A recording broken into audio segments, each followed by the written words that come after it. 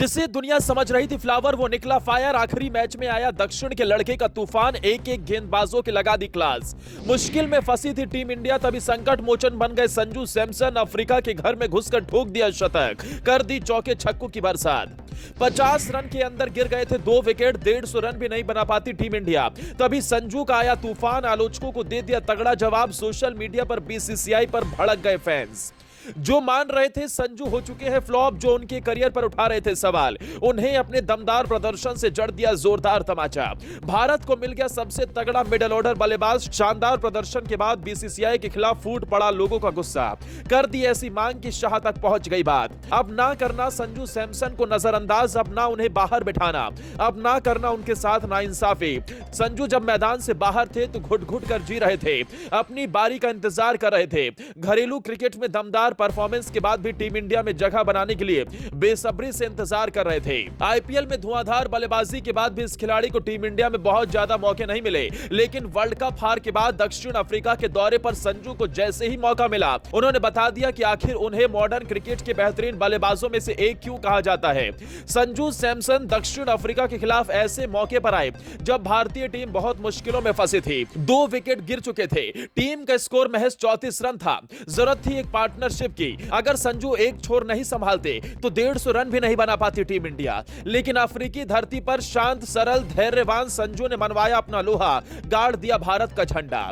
दक्षिण अफ्रीका के खिलाफ तीसरे वनडे में संजू सैमसन ने शानदार शतक के साथ अपने आलोचकों को करारा जवाब दिया, जिससे इस विकेटकीपर भारतीय बल्लेबाज की महत्वपूर्ण वापसी हुई।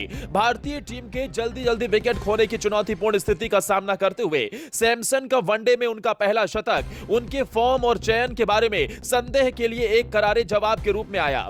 1 अगस्त 2023 के बाद पहली बार वनडे सीरीज में उतर रहे संजू सैमसन ने दक्षिण अफ्रीका के खिलाफ अहम मैच में अपनी बल्लेबाजी का जलवा दिखाया।